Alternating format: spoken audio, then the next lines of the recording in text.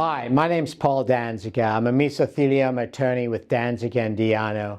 We've recovered over $2 billion for mesothelioma victims, and our clients routinely recover over $1 million in individual cases. I wanted to share a story of a client who unfortunately was diagnosed with mesothelioma. Here is his story. Danny was born on February 24, 1950 in Hayden, Kentucky, a small coal mining town in the heart of Appalachia. He grew up surrounded by hard-working families, many of whom made their living in the mines. His father worked underground for 3 decades before dying young from a heart attack. And like many in that community, Danny learned about grit, perseverance, and the value of hard work. As a teenager, Danny worked in Kentucky picking green beans and baling hay before moving to Ohio when opportunity called. In his early 20s, he began construction work in Westchester and the Fairfield areas, mostly framing new homes. These job sites were filled with asbestos-containing materials like insulation, joint compound, and wall board dust.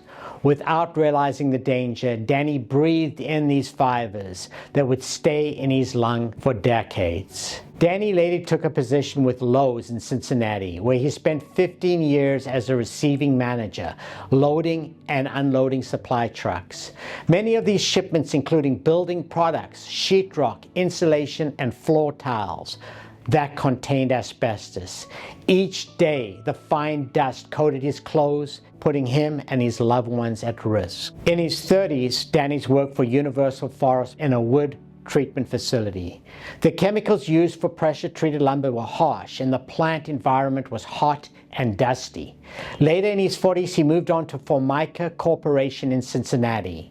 As a machine operator, he worked sanding massive 5 by 12-foot sheets of composite material.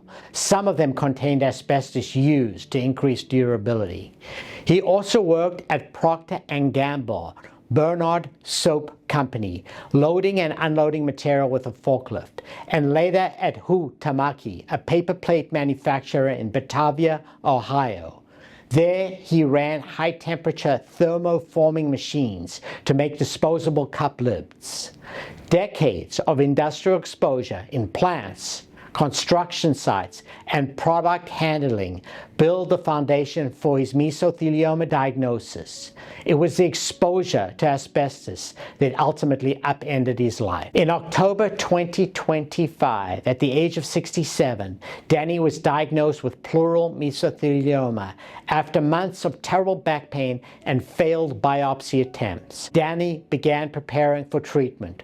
Despite this devastating news, Danny stayed strong for his family. His determination reflected a lifetime of resilience, from his Kentucky roots to his years of labor in Ohio factories where he was exposed to asbestos. When his wife reached out to Danziger De Llano, our firm, we immediately began investigating Danny's work history and product exposure. Our team interviewed co-workers, examined historical product data, and traced exposure sources from companies like Forica, Procter & Gamble, and Universal Products, looking for asbestos exposure. Families often ask what types of compensation are available in mesothelioma cases. At Danziger De Llano, we help our clients recover money in 3 ways. First, through the asbestos bankruptcy trusts, funds created by companies that used asbestos and later declared bankruptcies. These include companies like John Mansville, Owens Corning, Fiberboard Trust, W.R. Grace & Company, Pittsburgh Corning, and many other companies.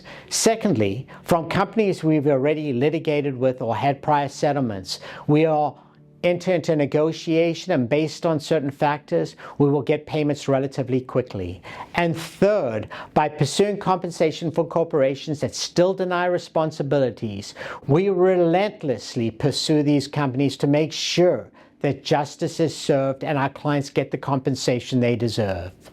In many cases, initial payments can start within 90 days of filing, with additional compensation to follow as claims are processed. Danny fought hard. We worked with him. Our team fought for him, and we recovered significant compensation for him. His story reminds us that asbestos exposure isn't just a workplace one, it is a human one. If you live in Ohio, were exposed to asbestos, and now have mesothelioma, give us a call today. We can help. We'll fight for your family, just as we fought for Danny's. Once again, give us a call at 1-800-996-4000 or visit us at dandell.com.